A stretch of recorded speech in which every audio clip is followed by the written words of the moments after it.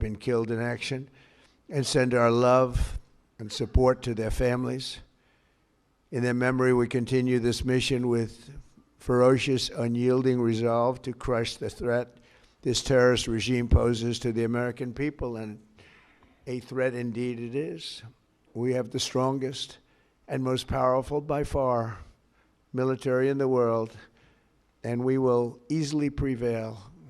We're already substantially ahead of our time projections, but whatever the time is, it's okay. Whatever it takes, we will always, and we have right from the beginning, we projected 4 to 5 weeks, but we have capability to go far longer than that. We'll do it. Whatever somebody said today, they said, oh, well, if the president wants to do it really quickly. After that, he'll get bored. I don't get bored. There's nothing boring about this. Do you agree with that, Pete? I don't think there's anything, Mr. General. I think there's nothing boring about it. Somebody actually said from the media, I think he'll get bored after about a week or two. No, we don't get bored. I never get bored. If I got bored, I wouldn't be standing here right now, I guarantee you that, to go through what I had to go through. We also projected 4 weeks to terminate the military leadership, and as you know, that was done in about an hour, so we're ahead of schedule there by a lot. But please join me in thanking every American service member who bravely is standing in harm's way. They really are incredible, and I just want to thank you. We have a lot of them right here. Thank you very much. Thank you.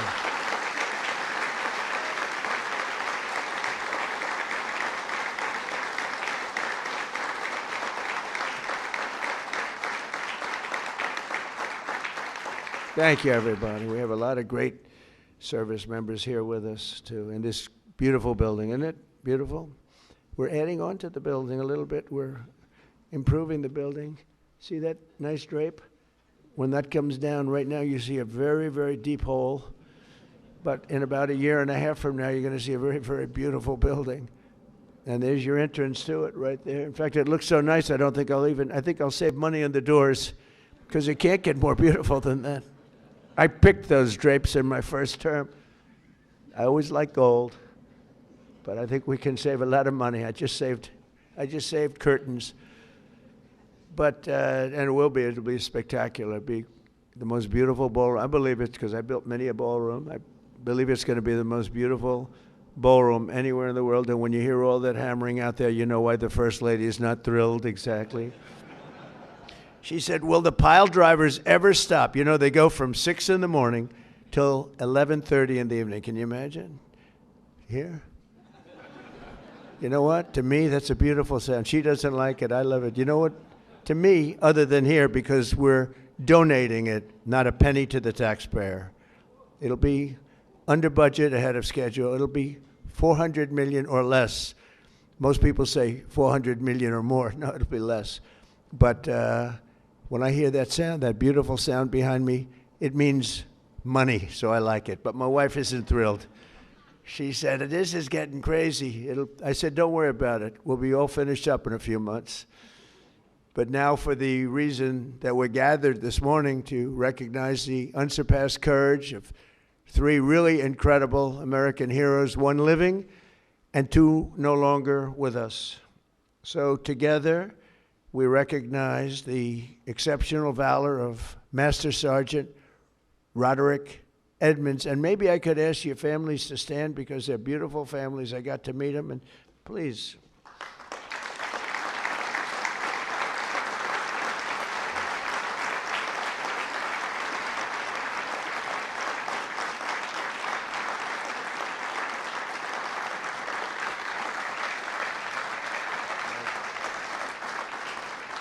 So Staff Sergeant Michael Ollis and Command Sergeant Major Terry Richardson, as they receive our nation's highest military award, the Congressional Medal of Honor.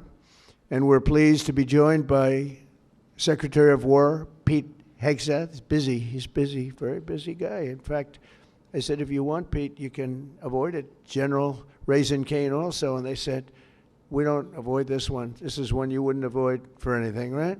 So we appreciate that you're here. Secretary of Veterans Affairs, who's doing an incredible job, Veterans Affairs, Doug Collins. Doug, thank you. You stand up, Doug. You're doing such a good job. 92% approval rating. Chairman of the Joint Chiefs of Staff, General Dan Kane, who's known as Raisin Kane. I liked him when I heard that name, Raisin Kane. I said, if it's true, you're my guy. And it's true. It just turned out it's very true. He's a great guy and a great general. Secretary of the Army, Dan Driscoll, and Army Chief of Staff, Randy George. Thank you. Thank you both, Dan. As well as Senators Tom Cotton, Bill Hagerty. You guys were great on television this weekend. I'll tell you what, can't have a better representative than both of you. Thank you very much. And Representatives Tim Burchett, Jack Bergman, and Nicole Maliotakis. And we have a few others sitting here, but I'm not going to go through it because we have far more important people to honor today. Oh, we have Tom Homan. I got to at least mention Tom Homan. I would be a stand-up, Tom. What a job. Zero people coming in. We had millions and millions of people pouring into our country now that, I mean, I'm not even sure I can believe this number is zero, but it is given out by Democrats. Democrats from the last, and they're rated for the last 9 months. We had 0 people come illegally through our border. Right, Tom? So I want to thank you very much. And I also want to salute 6 former Medal of Honor recipients: William Swenson, Jim McLuhan, Walter Marm, Thomas Payne, Sammy Davis. That's an interesting guy. Where is Sammy Davis? We have a big story here, Sammy. You've heard that all your life, I'll bet, huh? And Edward Byers. Stand up, please.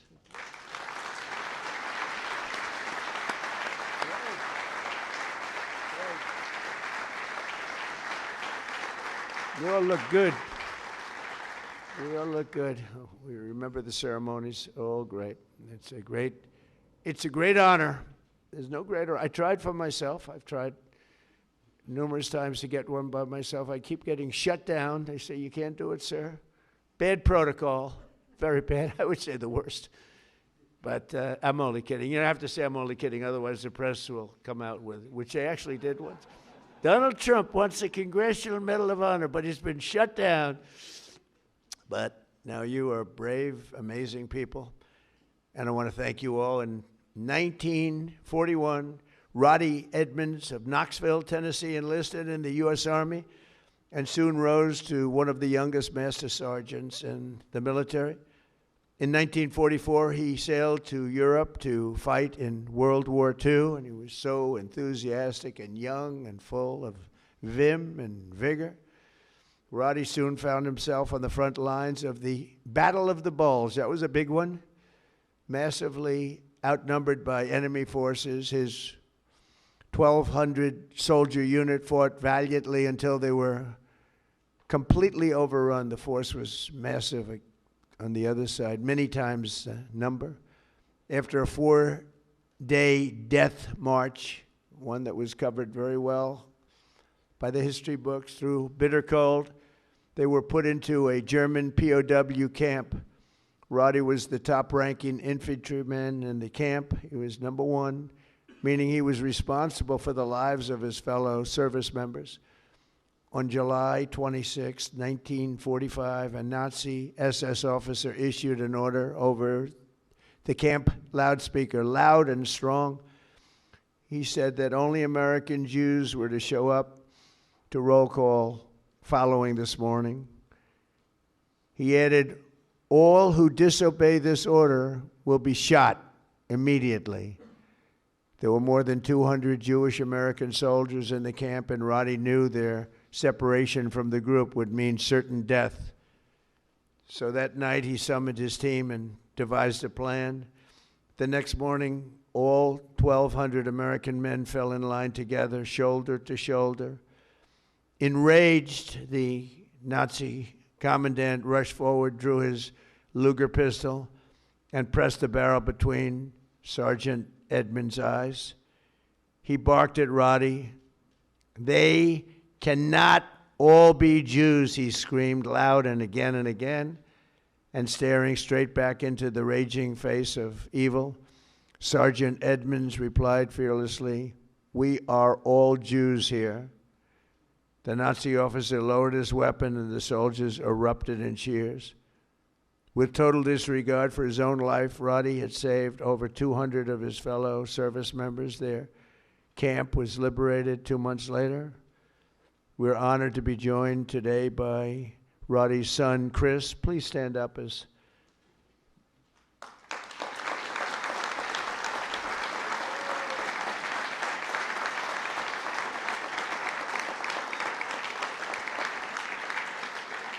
Thank you, Chris.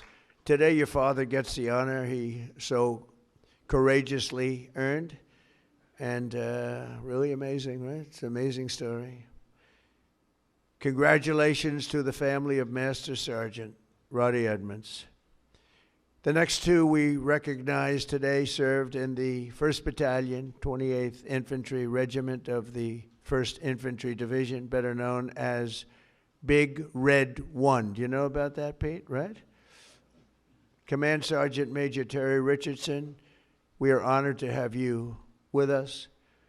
On September 12, 1968, 102 brave men of Terry's Alpha Company were asked with securing Hill 222 deep behind the enemy's line in Vietnam. They didn't know it at the time, had no idea, but the area was totally infested with nearly 300 enemy bunkers and many, many enemy soldiers, far outnumbering them by at least 4, 5, even 6 to 1. As Terry led Lima Platoon up Hill 222, the enemy launched an ambitious and violent attack, unleashing a withering fire of machine guns and rocket-propelled grenades. Just didn't stop, just kept coming. Pinned down in hell on earth, Terry summoned unimaginable courage. 3 times he exposed himself to enemy fire to rescue severely wounded comrades, and 3 times he dragged them back to the group. Terry soon realized that the 82 remaining men had one chance of survival, and that was air support. Acting without regard of his own life, he grabbed a radio and charged up Hill 222 alone. He needed to be there. It was the only place you'd get reception. He withstood a storm of enemy bullets, eventually reaching the top, where he spent the next 8 hours calling in tactical strikes, completely exposed. An hour in, an enemy sniper shot rang out and the bullet tore through his right leg violently. He was in bad shape, but Terry disregarded that and pushed through. And after 7 more hours of calling in American fire from above, the enemy retreated. Later that day, his team found him with both eardrums totally ruptured and a mangled right leg and foot, but still barely living, but living nevertheless. Due to Terry's actions above and beyond the call of duty, 82 men, Alpha Company, survived this battle, including 2 in this room, Norm Meyer and Dave Himmer. Where are you? Can you want to stand up, Norm and Dave? Where's Norm and Dave? That's pretty cool.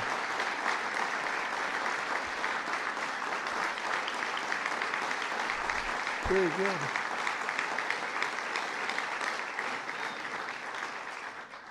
And that story is 100% correct, isn't it? Huh? See, pretty. It's how much have you paid him over the years? Have you said take everything we have? We wouldn't be here, right?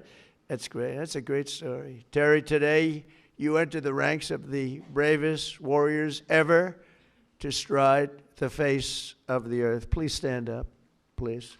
Thank you.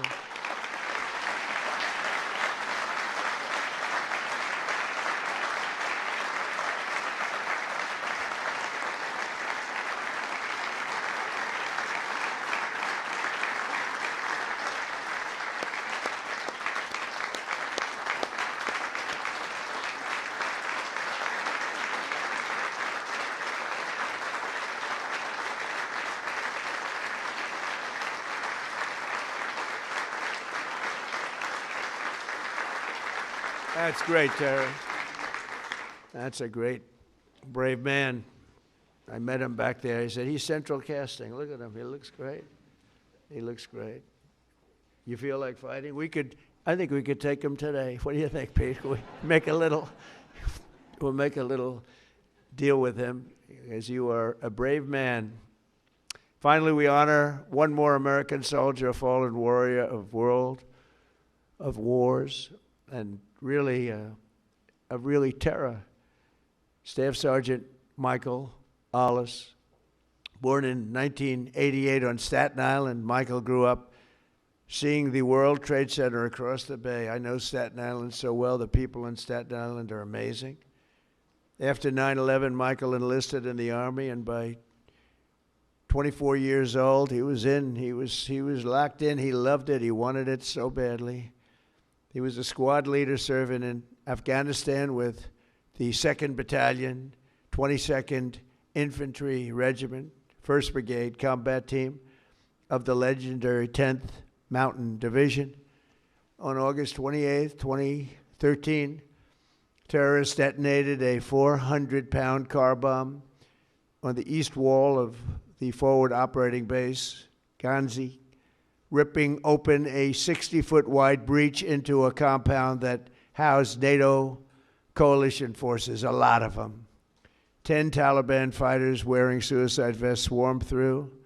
From across the compound, Michael saw the pillar of white smoke rising and ran to join the fight, rushing without his gear, wearing almost no gear, no Kevlar helmet, no body armor, just one magazine in his rifle. Along the way, he encountered a Polish soldier, and together they advanced under heavy fire, very, very heavy fire. At one point, shrapnel ripped through the Polish soldier's legs, rendering him unable to walk, very, very severely hurt.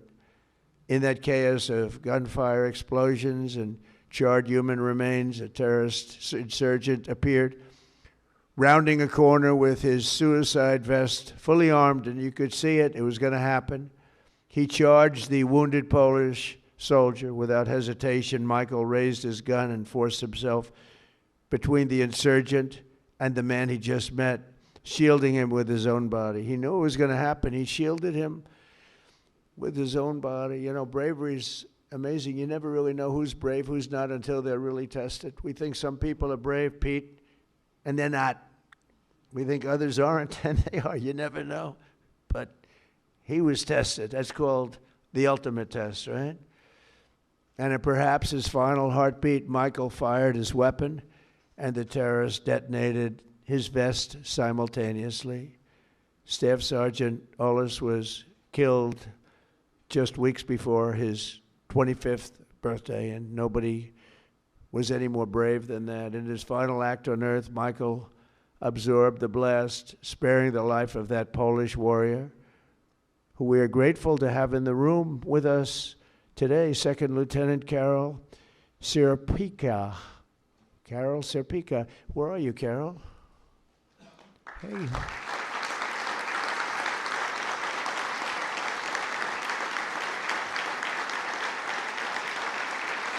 Would you like to come up?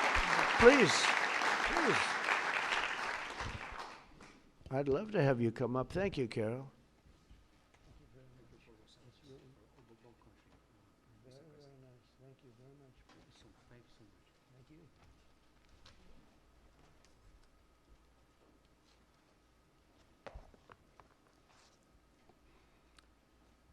Mr. President, Minister of War, my Minister Polish of National Defense, distinguished guests, everyone gathered here today, dear my Basia, Michael,